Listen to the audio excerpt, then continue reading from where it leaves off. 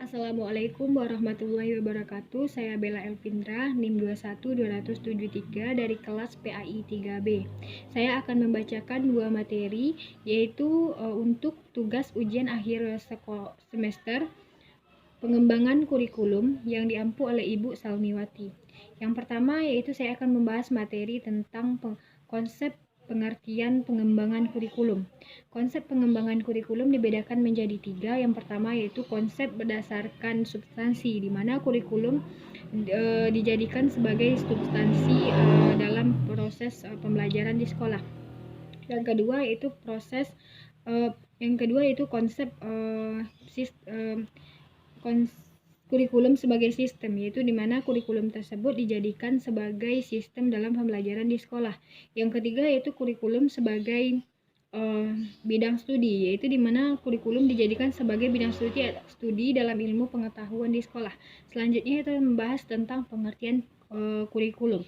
Pengertian kurikulum adalah sebagai salah satu konsep yang paling penting dalam proses pembelajaran di sekolah, di mana jika tidak ada kurikulum maka tidak terlaksananya proses belajar mengajar di sekolah.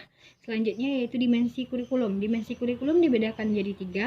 Yang pertama ideal kurikulum, yaitu di mana kurikulum tersebut sudah mencapai tingkatan yang sempurna. Yang kedua yaitu aktual kurikulum, di mana kurikulum tersebut berdasarkan fakta dan berdasarkan ideal kurikulum, contohnya pembelajaran. Yang ketiga yaitu hidden kurikulum, di mana kurikulum tersebut disebut dengan kurikulum tersembunyi, yaitu contohnya kurikulum ini tidak terjadi di sekolah. Selanjutnya membahas tentang fungsi kurikulum. Fungsi kurikulum ini ada 6. Yang pertama yaitu fungsi penyesuaian, di mana kurikulum disesuaikan dengan keadaan dan lingkungan peserta didik. Yang kedua yaitu fungsi integrasi, di mana kurikulum ini menyiapkan pribadi yang utuh. Yang ketiga, kurikulum sebagai diferensiasi, di mana kurikulum ini menciptakan melayani peserta didik secara individu. Yang keempat, fungsi persiapan, yaitu di mana kurikulum ini menyiapkan peserta didik untuk jenjang yang selanjutnya. Yang kelima yaitu fungsi pemilihan, di mana kurikulum ini melayani siswa untuk memilih bidang studi sesuai dengan bakat yang dimiliki mereka. Yang keenam yaitu fungsi diagnostik, yaitu di mana kurikulum ini memilih siswa untuk mengetahui kekuatan dan kelemahan yang dimiliki oleh dirinya sendiri.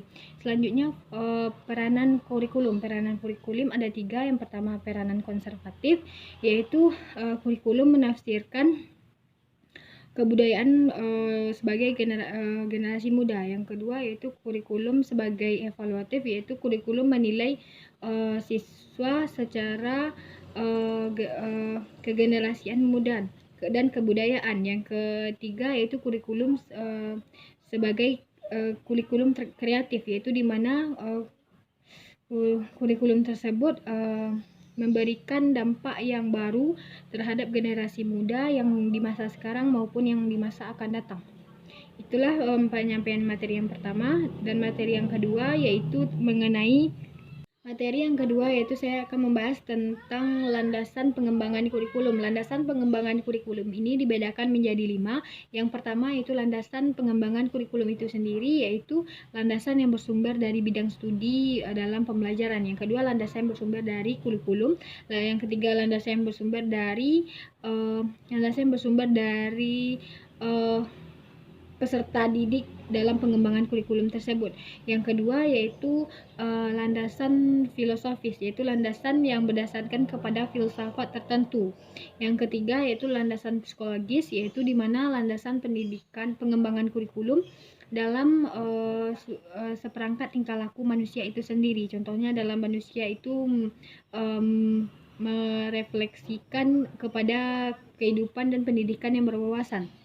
Yang keempat yaitu landasan pengembangan kebudayaan, yaitu di mana kurikulum itu berdasarkan kepada kebiasaan dan kebudayaan suatu masyarakat yang menciptakan suatu kebudayaan agar menjadi suatu pengetahuan dalam pendidikan.